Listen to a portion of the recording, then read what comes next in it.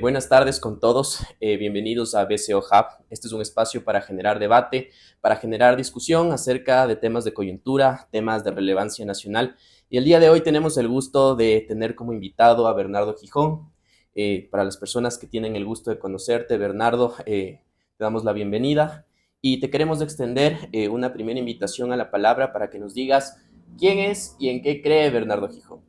Bueno, gracias Carlos por la invitación. A Carlos ya le conozco mucho tiempo, excelente abogado, y qué bueno que me hayas invitado a tu espacio. Bueno, ¿quién es Bernardo Gijón? Soy yo. No sé cómo definirme. Odio definirme como un algo. Te puedo decir, soy abogado, pero no creo que eso me define. Soy activista político, me gusta la política, soy apasionado en eso. Qué sé yo, me gusta jugar videojuegos, me gusta comer hamburguesas, soy un cúmulo de cosas, hermano. Hay una pequeña puntualización, Bernardo. Hemos visto muchísima afinidad tuya en redes acerca de temas relacionados con el liberalismo, con la realidad nacional. ¿En qué cree Bernardo Gijón respecto a esos temas? Creo que Ecuador es un país enfermo con un cáncer y estamos a nada de que se haga metástasis. Y el problema es que cada vez que nos venden un remedio, sale peor que la enfermedad. Te lo puedo resumir así como un tema un poco alarmista. Entonces sí, creo que este país ya no da para más y creo que alguien tiene que hacer algo porque esperar sentados y solo quejándonos, la verdad es que no soluciona nada. Ese puede ser un poco mi filosofía de vida. Bernardo, estamos a pocas horas de llevar a cabo una elección presidencial. Obviamente es una decisión que va a impactar en los próximos años, quizá el resto de la década. Bernardo Gijón tiene decidido su voto. Un voto a regañadientes, sí, pero solo porque yo no creo en el voto nulo, creo que tienes que elegir una opción, así sea la peor. Es decir, elegir no por méritos, sino por menos, o sea, por menos desméritos, por así decirlo. Tengo ya decidido mi voto, no voy a decir por quién es, porque no quiero que de cierta manera sientan que yo estoy tratando de incidir en esa decisión, y mucho menos validando la opción que tomé, sino creo que es el menos peor. ¿Tú crees que esta narrativa que existe actualmente sobre la polarización entre correísmo y anticorreísmo está afectando la capacidad de decidir de la gente? Totalmente. ¿Por Eh, qué? El correísmo es un partido que ya ni siquiera se puede considerar como un partido, sino literalmente, puede ser, o con todo el prontuario delictivo que tienen sus candidatos, lo que están haciendo es que el país tenga que elegir entre una opción la cual no es ni medianamente democrática, válida en dictaduras, y que por eso cualquier otro candidato se va bien. Entonces, literalmente, al bajar tanto la vara de lo que esperamos de un político, cualquiera que supere una vara tan bajita se lo va a ver medianamente bien. Entonces, eso ha causado que el anticorrismo, que de hecho no es un movimiento, porque tienes anticorrismo de izquierda, de centro, de derecha, que literalmente elija a cualquier otra persona que, ojo, tampoco puede estar muy capacitada a ser una opción real para el país, pero cualquier cosa se va a ver mejor que ellos. Entonces han debilitado tanto la democracia que literalmente la gente tiene que elegir siempre al menos peor. Vemos algo interesante en redes sociales y al menos a mí me impacta muchísimo y es el hecho de cómo se están llevando a cabo las campañas presidenciales. Tú ves que hay una enorme diferencia entre una campaña presidencial de los años 70, cuando hablábamos del balcón, cuando hablábamos del discurso político puro, versus una campaña que hoy día se desarrolla en redes, donde tenemos invitados, músicos, DJs, etcétera. ¿Por qué ocurre este cambio, Bernardo? ¿Y es esto positivo? No, para nada, totalmente negativo. ¿Por qué? La gente antes militaba ideas, ideologías, incluso algunas de las cuales yo puede que no esté de acuerdo, pero las respeto. Por ejemplo, el Partido Socialista, el Partido Comunista Ecuatoriano. La gente se reunía para debatir de acuerdo a su ideología y elegían candidatos que representaban ideologías. Hoy por hoy, la democracia ecuatoriana está representada por negocios. ¿Por qué? Los partidos políticos que tenemos ahora, salvo uno que otro, la gran mayoría no tienen ideología, no tienen filosofía, no tienen militancia, no tienen a gente a la que represente. Entonces, tú puedes ver un día un partido, el cual puede estar con un candidato que se puede vender como de derecha, después con uno de izquierda, o después con uno que ni siquiera sabe la ideología y solo le dio la gana de lanzarse de candidato. Y así tenemos un montón de partidos. Oh, Bernardo, perdón que te ok. corte. Algo que ha causado muchísima insatisfacción en la gente es que no han dado respuestas a los problemas medulares de la sociedad. Ujú. Entonces, yo quisiera ir abordando temas específicos y conociendo cuál es tu opinión al respecto. Vamos con un tema muy controversial que creo que a todos nos preocupa, que es el tema seguridad. Muchos hablan de un problema estructural. Bernardo, ¿qué significa tener un problema estructural? Hemos repetido esto durante los últimos 3 debates presidenciales, pero no tenemos claro dónde se origina el problema y hacia dónde caminamos. A ver, problema estructural, ¿qué significa? Que la estructura no funciona, por ende tienes que reemplazarla.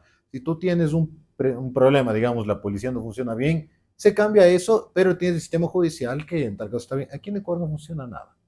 Primero, tiene una policía totalmente ineficiente y yo detesto a la gente que defiende a ciegas a la policía como institución. No, señor, hay que ser crítico. La policía no es eficiente. La gente, los miembros de la policía no están preparados. No lo digo como una opinión, lo digo por números. Después, vamos al sistema judicial. Ahora se está desarrollando el caso Metástasis, Plaga, Purga, etcétera. ¿Hasta qué nivel ha penetrado el narcotráfico en la justicia? Entonces ¿Tú tampoco tienes crees, eso. tú crees que la política actualmente está, digamos, eh, contagiada del narcotráfico y de todos estos grupos delictivos? Pero y si es que es de esta manera, ¿por qué no hay nadie que lo denuncie? Si es que es Volvemos, un secreto a voces. porque volvemos al tema de que te comentaba antes.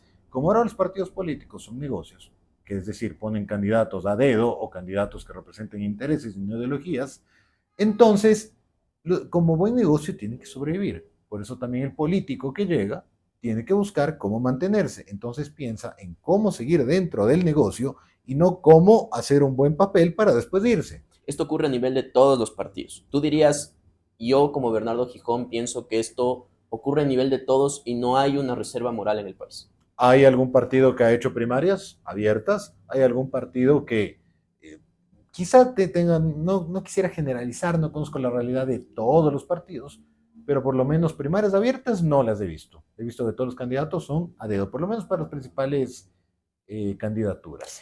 Hay un punto interesante ahí, Bernardo, que tú nos comentas y es el tema de la ausencia de primarias, que es un proceso de democracia interna dentro de los partidos. Uno de los problemas, sí. Uno de los problemas.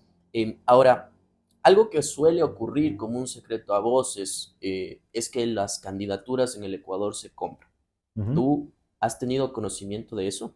Igual como un secreto a voces no quiero dar nombres ni partidos ni nada, pero sí, de 20,000 a 100,000 dólares para asambleísta.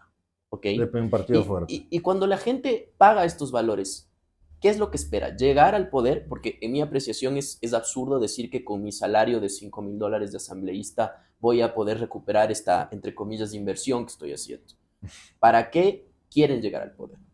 O sea, a ver, esto es, vuelvo y repito, la política es un negocio, por eso ves tal cantidad de candidatos genéricos que no defienden ni ideología, ni tienen militancia, ni representan a personas, etcétera. Por ende, quieren llegar al poder como sea, ofreciendo lo que sea. Llegan y, si, dependiendo del monto que tú invertiste, tienes que recuperar la inversión tal y como tú lo dijiste. Tienes varios mecanismos legales e ilegales para hacerlo, desde tus jugosos sueldos, que mucha gente ya está un poco nervada de todo eso, negociar cargos públicos, botines políticos, hasta ya tráfico de influencias, negociar contratos, etcétera. Por eso todo se va pudriendo, porque el poder en este país te puede representar dinero, sobre todo cuando tú no tienes una cierta reserva moral para ser político. Ok, tenemos sumamente claro por qué la política, la vieja política, quiere perpetuar, digamos así, esta estructura de corrupción en el proceso de elección de dignidades. Ahora, ¿cómo combatimos eso? ¿Cómo podemos contrarrestar a un sistema que está tan perpetuado en el tema de corrupción? Combatiendo. Verás, Desde nuestra trinchera. quejarte sirve, pero tienes que actuar. Pero si tú vas a la Fiscalía General del Estado y denuncias algún tema, alguna irregularidad, pues sencillamente se archivará tu denuncia entre otras miles. ¿Qué haces? Aquí hay un tema. No solo va para presentar una denuncia en fiscalía por irregularidades, para cualquier tipo de causa. Puede haber causas que incluso parezcan perdidas desde antes de empezar. Ya está en tu voluntad si decides hacerlas, en tal caso por tu propia conciencia. Yo he presentado algunos casos de corrupción que no se han movido mucho. Justamente voy hacia allá, Bernardo. ¿Qué tan válido es o qué tan útil es, tal vez como una figura de protesta, el hecho de que nosotros hagamos denuncias por redes sociales? Tú eres abogado, yo soy abogado. Entendemos que existe un debido proceso, que existe mecanismos para analizar la validez de la prueba y también todos estos mecanismos legales para determinar la responsabilidad o ausencia de responsabilidad de alguien. ¿Qué tan útil es que nosotros hagamos denuncias en redes, por ejemplo? A ver, cada uno puede aportar con su granito de arena en la medida en la que pueda. Por ejemplo, el periodismo ha revelado grandes casos de corrupción en este país. Algunos han tenido impacto, otros no, otros tienen su boom del momento, después se meten en un cajón y se archivan. Es un poco amplia la pregunta. Lo que yo te diría es que cada persona que quiera ayudar en cualquier tipo de causa puede hacerlo dando su granito de arena. ¿Tú crees cuando nosotros denunciamos algo, cuando nosotros entramos en una disputa legal por algo, estamos de alguna u otra manera, a mi criterio, reclamando que se haga justicia, ¿no es cierto? Y cuando hablamos de una noción elemental de justicia, necesariamente hablamos también de Estado de Derecho. Pero lo que nosotros observamos el día de hoy, por ejemplo, no vayamos tan lejos, tenemos a una vicepresidenta que tiene que ir donde un juez para que le permitan entrar a su despacho. Tenemos un país con dos vicepresidentas y a la gente parece no importarle. ¿Realmente a la gente le importa el Estado de Derecho, le importa la justicia? ¿Tú qué percibes? Primero, que tenemos que dejar de ser hipócritas y tenemos que, antes de analizar Estado de Derecho, no tenemos que hacer un llamamiento al sentido común y a la lógica que cualquier ciudadano puede tener. Noboa se pelea con su vicepresidente desde la campaña porque él habló cosas que no le gustaron a Noboa. Noboa es de una línea más de izquierda, Verónica Abad aparentemente no. Tuvieron una disputa, problema de ellos, pero Verónica Abad fue electa por el voto popular. Pero también hay que ser sinceros con otro tema. Ella llegó por Daniel Noboa. Ella en su campaña para... ¿Cómo sabemos eso? Porque ella en su campaña para la alcaldía de Cuenca, que fue en 2023, en el mismo año, no creo que sacó más de 5 puntos. Pero cuando tú vas a la papeleta ves un binomio. Sí. No puedes asegurar que nadie votó por Verónica Abad. No, quizás sí tuvo sus votos, pero aquí vuelvo y repito, volvemos al tema del sentido común. La gente votó por Noboa y la señora estaba en el combo. Entonces ya tenemos ahí ciertos elementos para entender. ¿Qué pasó con Verónica Abad? Tuvieron una pelea, pero sí, ella de acuerdo a la Constitución, a la ley, tiene todas las funciones que tiene una vicepresidente, entre esas reemplazar al presidente en caso de ausencia temporal o definitiva. ¿Qué fue lo que pasó ahí? Y para que veas que la política también se mete dentro del Estado de Derecho y de hecho la contamina. Ella, al tener una pelea pública con Noboa, tuvo acercamiento con otros partidos políticos. Entonces, si ella llegara a asumir como vicepresidente, que de hecho debió hacerlo, ojo, dentro del Estado de Derecho en el que estamos, porque no puedes designar vicepresidentes vía decreto, o sea, es absurdo. Es absurdo. Pero el problema fue que ella tuvo conversaciones y sobre todo tuvo acercamientos públicos con otros partidos, y también te estás afectando a lo que votó la gente en 2023, por más que les guste o no les guste. Entonces, también de cierta manera, tú con estos comportamientos antidemocráticos fuerzas a que se rompa el Estado de Derecho. Entonces, yo esto sí lo abordo de lado y lado. Evidentemente, lo que ha hecho el gobierno de Noboa es inconstitucional y yo no sé cuánto tiempo más puedan soportar con esta mentira de nombrar vicepresidentes vía decreto. Ahí quiero cortarte un momento, Bernardo. Hemos visto que la Corte Constitucional, por ejemplo, se pronunció sobre el decreto 500. Para criterio de muchas personas, no sé si sea el tuyo, es una sentencia muy tibia que no soluciona problemas sustanciales de obviamente todo este conflicto que está ocurriendo. Ahora, mi pregunta hacia ti, Bernardo, es, el día de hoy tenemos dos vicepresidentas. El día de mañana no sabemos qué va a pasar, no sabemos si Daniel Noboa va a ser sancionado, va a ser destituido. La pregunta es, ¿quién puede controlar los excesos de poder en este país? No tienes un órgano imparcial y que solucione las cosas de una manera expedita. La Corte Constitucional se demoró, a mi criterio, de una manera excesiva en solucionar un tema que estaba teniendo vigencia ya. ¿Quién puede controlar esto? A ver, primero aquí hay que aclarar algo. La Corte Constitucional también es un órgano político. Evidentemente en papeles no, pero sí, juegan un rol político. No hay que decirnos mentiras. El problema, claro, de estas sentencias tibias, como tú lo dijiste, es que crean precedentes. Y después el Estado de Derecho se desmorona como un castillo de naipes. Como precisamente lo que pasó años atrás. Correa, por una sentencia de la Corte Constitucional, no tuvo que pedir licencia cuando aspiraba a la reelección dentro del periodo en el cual se aprobó la Constitución, que se llamaron elecciones anticipadas. Noboa se aprovechó de eso para, de cierta manera, ser un candidato a presidente que a todas luces viola normas democráticas. Entonces, ya partimos de estos precedentes. Ahora, considerando que toda institución va a tener su grado político, y no hay que ser ingenuos, lo que necesita es un balance de poderes. Y ahí es donde entra otro problema, es que no tenemos representatividad en este país, entonces también tenemos una política muy volátil porque muchos candidatos son muy genéricos, no representan nada. Hay un grave problema, estos problemas pasan en otros países, normal, balance de poderes, disputas políticas, pero en Ecuador Una ya, cosa, sí. Bernardo, perdón que no te permita terminar.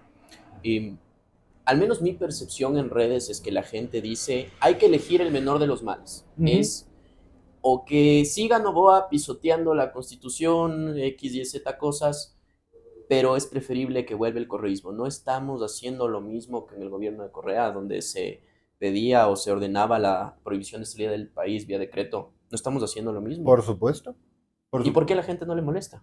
Por una sencilla razón. El problema es que han bajado tanto la vara de la política que literalmente tienes a un partido, que es por ejemplo el correísmo y es lo que tú acabas de mencionar, que literalmente tienen tantos vínculos, o sea, tantas conjeturas que te pueden llevar a pensar que tienen vínculos con organizaciones delictivas. Han validado la dictadura de Maduro, que de hecho se ha de paso escuchado rumores que hasta los financia.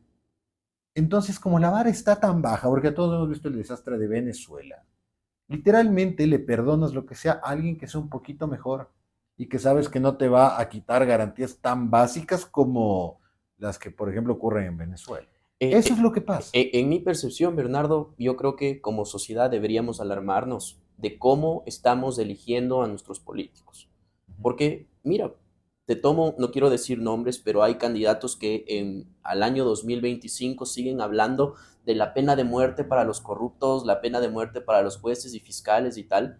Es el ejemplo más claro de populismo penal absurdo que cualquier persona que tenga un grado medio de educación va a saber que es imposible. Pero aún así, o estos políticos que sí tienen acceso a la educación o nos mienten descaradamente en la cara, o sencillamente no les importa decir cualquier patraña con tal de llegar al poder.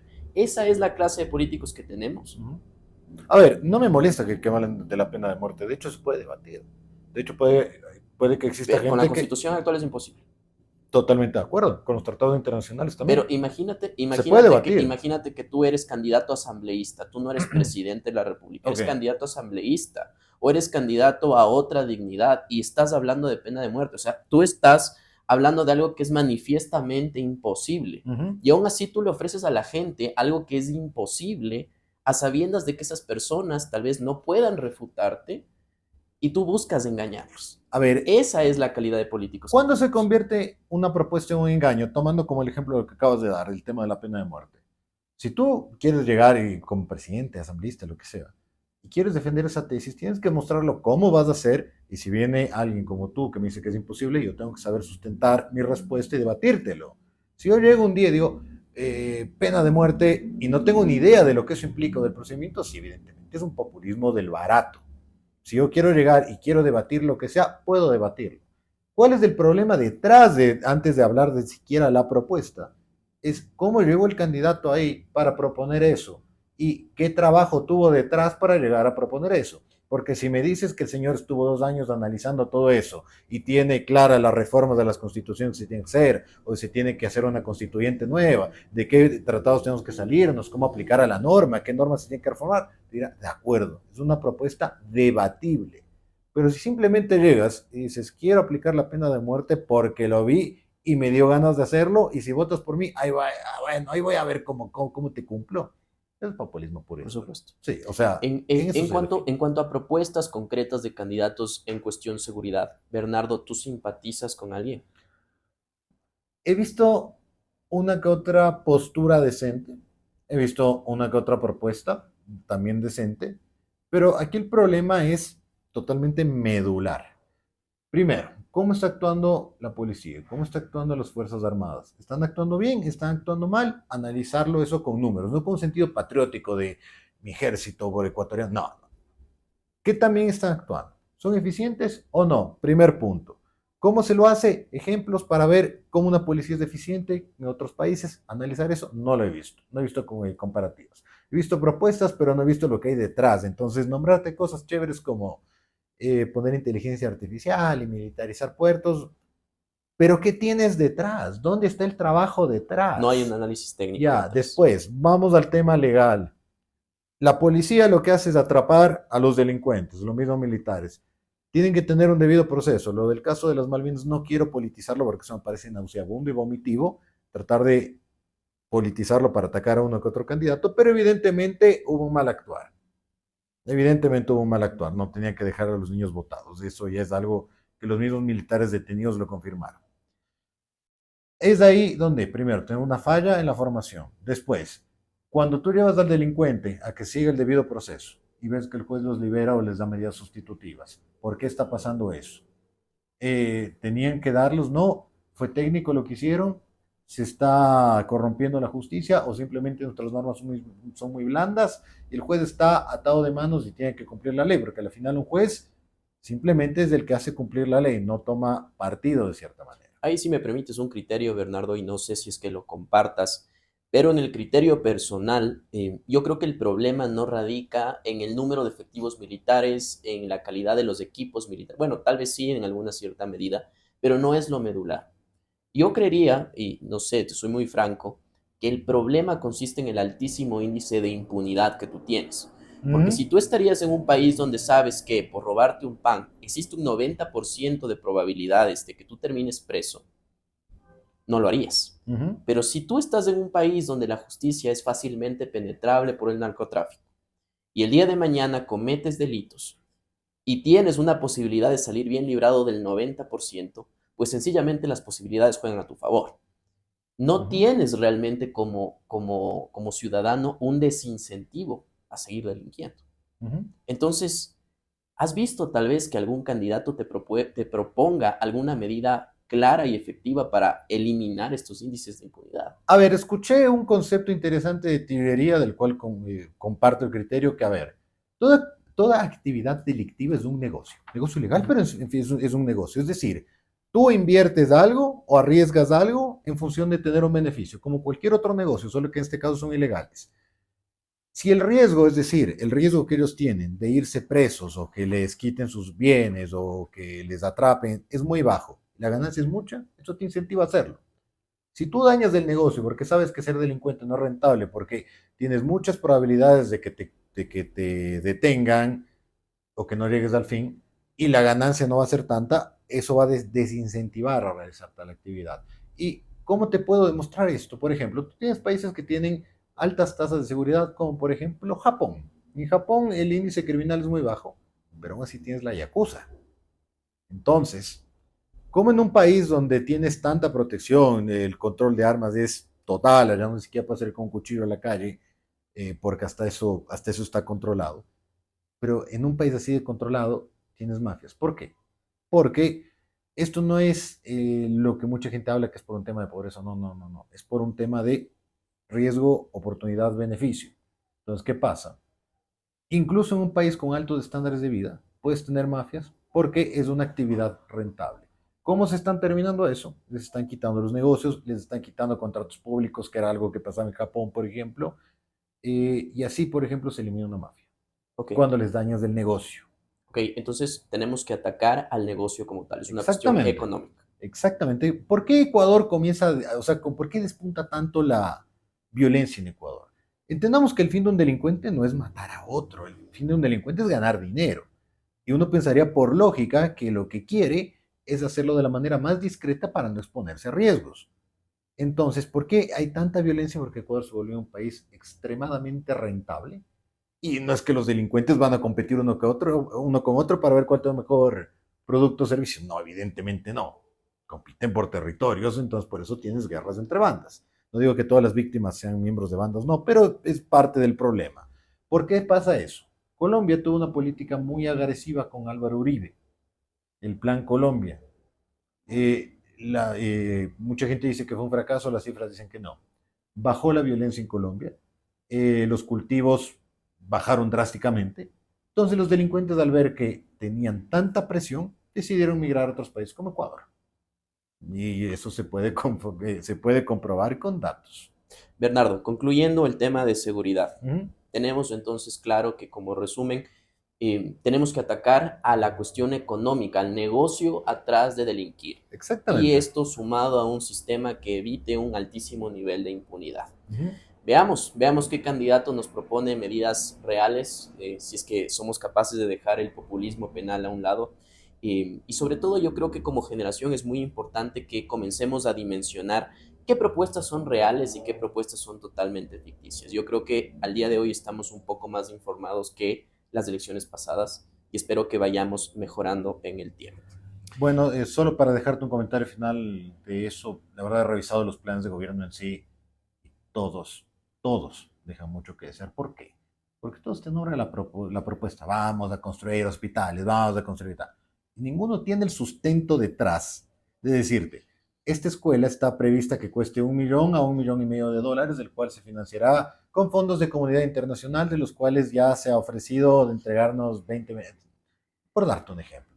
Ninguno ha hecho ese trabajo. Y un plan de gobierno no se puede resumir en 40 o 50 hojas. Debe tener un sustento técnico detrás bastante grande. Y eso no se construye en un mes, que es lo que hacen los candidatos. Ese es el verdadero problema. Improvisamos los planes de gobierno, entonces. Exactamente, exactamente. Eso es muy grave, eso es muy grave. Vamos con el segundo tema de la entrevista, Bernardo. Hablemos un poco de libertad y seguridad para los negocios.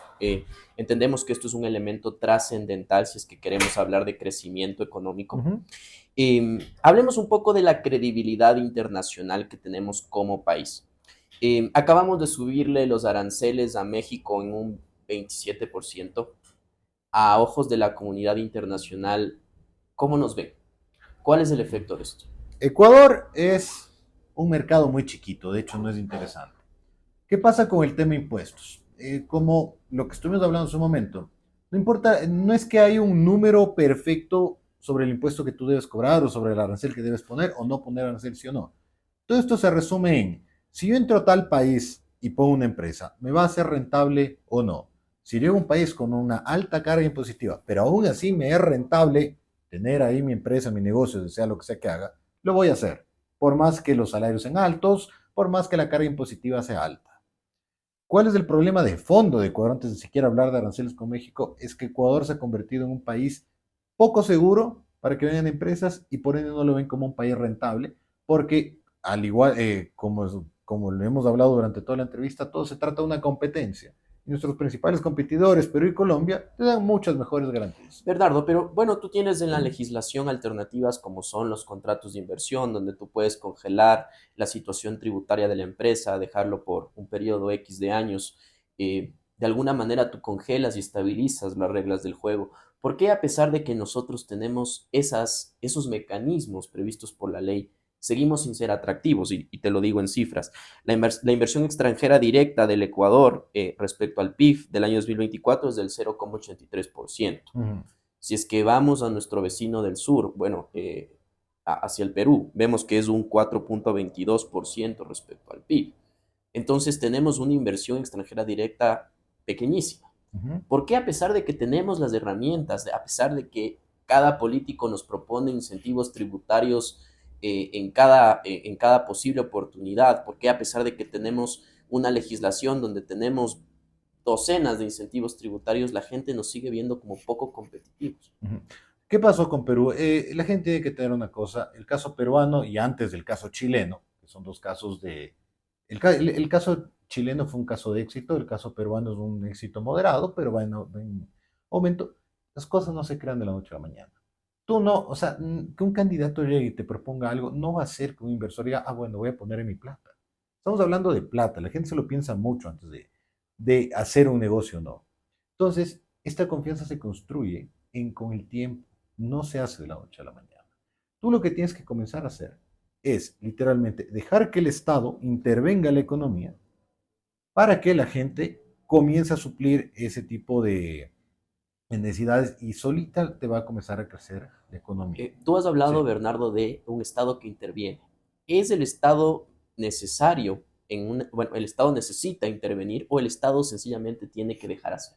A ver, es que tú aquí tienes, nosotros hemos seguido una receta durante muchísimos años que es la receta keynesiana, que es de hecho la que aún siguen vendiendo.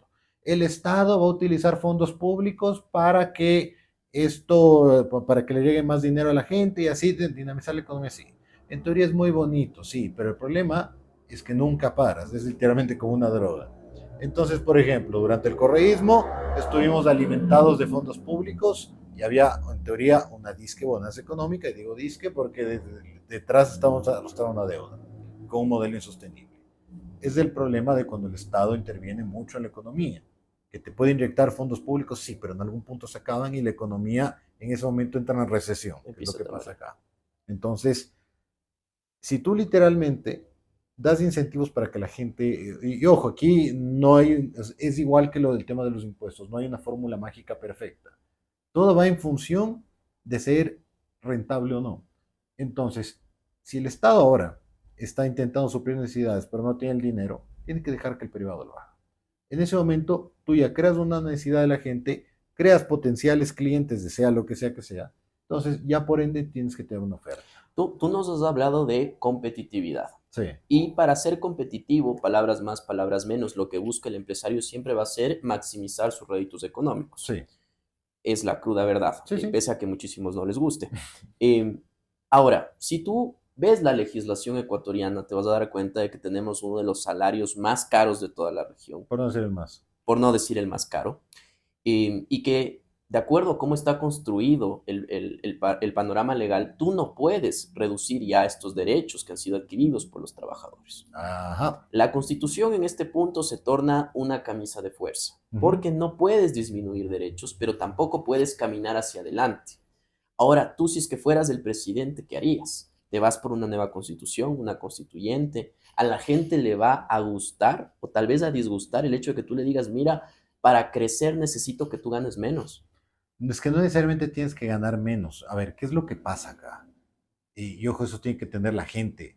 No es que se quiere que el obrero gane menos, sino que entiendan que obligando no se gana más. Por ejemplo, los países con mayores salarios son los más flexibles a la hora de contratar, o sea, a la hora de regular contratos laborales. La gente quiere emigrar a Estados Unidos y de hecho quieren ir como ilegales. Allá no van a tener un solo derecho laboral, pero igual quieren ir allá porque saben que se paga de media de 10 a 15 dólares por hora. Entonces, ¿qué me importan los derechos laborales? Porque estoy ganando un buen salario. En cambio, aquí tenemos una camisa de fuerzas brutal, un concepto de un derecho laboral tan arcaico, porque ¿de qué te sirve tener derechos laborales si esos mismos derechos hacen que no me contraten? Pero Entonces, la gente te ha dicho que no. Cuando te habla, cuando tú le propones a la gente un salario por horas, la gente te dice que no. ¿Por qué? exactamente. Porque si la gente, no es contraintuitivo decir yo quiero trabajar más, pero quiero mis derechos al mismo tiempo. Yo te diría por dos cosas. La primera, falta el tema de información y que la gente se eduque y dejar de lado el tema del populismo de decir voy a subir el salario básico, cosa que, ojo, lo dijo Guillermo Lazo, ¿no? O sea, el candidato que se venía como un disque liberal. Ojo, él fue el que dijo voy a subir el salario básico, como que si eso fuera una solución, porque si no, vía decreto te subo $1,000 y listo. Es cuestión de una firma en un papelito. Es la solución. Economía no se arregla mediante decreto. Hablemos un poco de economía. Yo el otro día hablaba con uno de, que seguramente tú serás detractor de él. Escuchaba una entrevista de Rafael Correa y él decía que para tú crecer no necesitas necesariamente una gran cantidad de inversión extranjera directa, porque que hemos puesto en la calidad de la última Coca-Cola del desierto la inversión extranjera y que eso nos vuelve casi siempre un país con una política entreguista. ¿Qué opinas de eso? A ver, primero, en parte puedo decir que, a ver, no es que tiene que ser inversión extranjera o no, lo que pasa es que un dólar no tiene nacionalidad, nacionalidad tiene el que lo trae o no. Puede que tengamos inversión dentro del país como inversión fuera del país. El problema es que tú no te puedes cerrar como Corea del Norte y decir, no, todo en Ecuador porque yo no quiero ser entreguista, quiero ser soberano tal. Corea del Norte piensa así, Corea del Norte dice, yo no quiero depender de otro país, todo lo vamos a hacer aquí en Corea y vamos a importar solo una que otra cosita. Pero ¿cómo encuentras el punto medio entonces? Porque el empresario va a querer siempre maximizar sus beneficios y esto va en detrimento de la otra parte, de Es la que, parte más débil. a ver, ¿Cómo tú proteges también a esta parte que, ojo, no tiene la capacidad de entrar a negociar? es que analicemos algo. A un empresario que le va bien en un libre mercado es porque da un bien o un servicio que la gente lo quiere. Si tú tienes 10 restaurantes y tienes uno que está repleto y encima cobra caro, pero igual la gente se mata por ir y se está llevando una ganancia brutal, porque está dando a la gente lo que ellos quieren. Entonces, literalmente, un empresario que le va bien es alguien que literalmente está dando, está cubriendo una necesidad que la gente quiere. Por ende, no tienes una, o sea, no tienes una posición de desventaja. Es literalmente darle a la gente y él es la mejor opción dentro de competidores. Ahora, si se está ganando la plata porque tiene conchavado a algún acuerdo con un político, tiene una norma que le favorece o alguna trampita por ahí, que es de hecho lo que pasa bastante, ahí sí, totalmente de acuerdo. Pero si, por ejemplo, la gente prefiere tomar Coca-Cola que tomar Pepsi y Coca-Cola tiene una ganancia mayor, es porque literalmente está dando un mejor producto que su competencia. Y ojo, no es por defender a Coca-Cola, pueden hacer el ejemplo a la inversa. Pero es una falacia que alguien que gana mucho dinero es a costa del sufrimiento de otra, ¿no? Es totalmente falso. Tú has tocado un tema muy importante y es el tema de la competitividad. Uh -huh. Y cuando hablamos de competitividad, de libre mercado, pues obviamente hablamos de temas altamente técnicos. Yo quisiera preguntarte, Bernardo, ¿por qué cuando hablamos de un discurso político, que casi siempre es un discurso lírico, el discurso de izquierda sí capta el corazón de la gente joven, de la gente, digamos, de escasos recursos a menudo, pero el libre flujo de capitales, algo como el mercado liberal, no capta el corazón de la gente? ¿Por qué es más difícil que la derecha gane adeptos? Eh, basta ver cómo le explicas a la gente. Yo creo que ahora el liberalismo es literalmente el partido de los trabajadores. ¿Ok? Porque, ¿qué es lo que pasaba antes? La izquierda te hablaba del tema de lucha de clases, sobre todo. Controlar los medios de producción, todo eso. Hace 100 años sabemos que fue un fracaso. Eh, pero a la gente le apasionaba eso porque lo consideraban como su forma de salir adelante, quitándole al rico para darle al pobre, un estilo de Robin Hood criollo. Después se dieron cuenta que en el medio estaba el que repartía y repartía no muy equitativamente o no de la mejor manera. Entonces ya la gente se dio cuenta que no te sirve de nada repartir pobreza, sino te sirve crear riqueza. Bernardo, vamos concluyendo. ¿Cómo podemos como país crear riqueza? No repartir la poca riqueza que tenemos, sino decir, Ecuador es un estado que ha podido generar suficiente riqueza para que la mayoría de sus ciudadanos vivan bien. Dejar de ponernos del pie. O sea, en Ecuador tú tienes unos emprendedores increíbles. Tú tienes un montón de industrias que a pesar de todo lo que tenemos han salido adelante. Tenemos un clima privilegiado, tenemos 4 regiones en un país pequeño, somos un país potencialmente brutal en tema turístico. Tenemos todo, ¿ya? Dejar de ponernos el pie.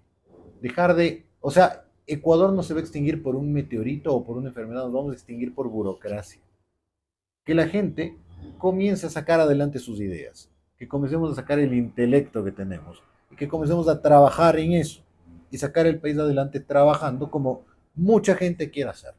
Quizá, no sé si compartas este criterio, pero tal vez deberíamos deslindarnos de esa eterna batalla entre la izquierda y la derecha y entender que todos caminamos hacia un progreso. Y que para eso, pues obviamente hay que sacrificar ideologías extremistas a veces y encontrar puntos medios, porque obviamente todo tiene que ser de alguna manera consensuado a nivel social, ¿no? No existen todos absolutos. En mi opinión, Bernardo, hay algo que nos falta abordar y es el tema de la protección a la propiedad privada. Hay un libro que a mí me fascina que se llama The Anatomy of the Corporate Law. Aquí hablamos acerca de lo importante que es proteger la propiedad de los privados para poder alcanzar riqueza y bienestar económico. Palabras más, palabras menos, lo que te dice esta obra es que entre mejor tú protejas la propiedad privada, entre mejor tú protejas la propiedad privada, más fácil será que la sociedad salga adelante. ¿Por qué? Porque tú incentivas que las transacciones ocurran, tú incentivas que el mercado se dinamice, Pero ¿qué ocurre en un momento, en un estado como en el Ecuador? Y te pongo un ejemplo muy claro, tú que eres abogado al igual que yo. Cuando tú vas, por ejemplo, al sistema de justicia y te das cuenta que para cobrar una deuda tienes que esperar 2, 3, 4 años y tenemos un sistema de justicia colapsado que no protege a su vez los derechos de los privados, no existe, digamos, esta protección, esta tutela del Estado hacia la propiedad de las personas, porque no te genera esa seguridad. Ujú. Ahora, ¿tú cómo puedes generar desde el Estado una política que permita a los privados manejarse con confianza? Que tú puedas decir, mira, yo voy a Ecuador, yo invierto en Ecuador porque yo confío en que ahí voy a poder, en caso de que me incumplan, recuperar mi dinero y en caso de que me vaya bien, voy a poder generar más recursos. A ver, lo acabas de decir bien. Respetar la propiedad privada es respetar el derecho de otro de sus cosas, ¿no? ¿Qué es lo que pasa en el Ecuador? Tú tienes un sector público que es así, y así de fuerte, y el privado es chiquitito. Tú tienes abusos desde el mismo Estado cuando tiene que pagar, por ejemplo, un proveedor, o cuando tiene que hacer una devolución de impuestos, o cuando tiene que hacer algo así. Ni siquiera en ellos cumplen. El Estado son los primeros en saltarse sus propias normas. Segundo, tú acabas de decir el tema de la justicia. Y ahí también entra, por ejemplo, el tema de la Corte Constitucional, que literalmente hizo que cobrar una deuda sea demoroso, engorroso, por no decir prácticamente imposible. ¿Por qué? ¿Nos puedes dar un poco de contexto? Por ejemplo, el tema de citaciones, cambiaron todo ese tema. Ahora tú para citar a una persona por prensa tienes que literalmente oficiar de 10 a 15 instituciones y esperar a que contesten por no hacer toda la gestión. Literalmente totalmente engorroso para siquiera pensar en entrar recién en un juicio. Cuando en otros países de la región, por no decir Colombia, tú tienes trámites mucho más expeditos para realizar cobros de deudas. Incluso, de hecho, se pueden hacer débitos automáticos a salarios. Correcto. Vamos asentando un poquito la idea, Bernardo. ¿Qué puede hacer el Estado para tutelar los derechos y la propiedad privada?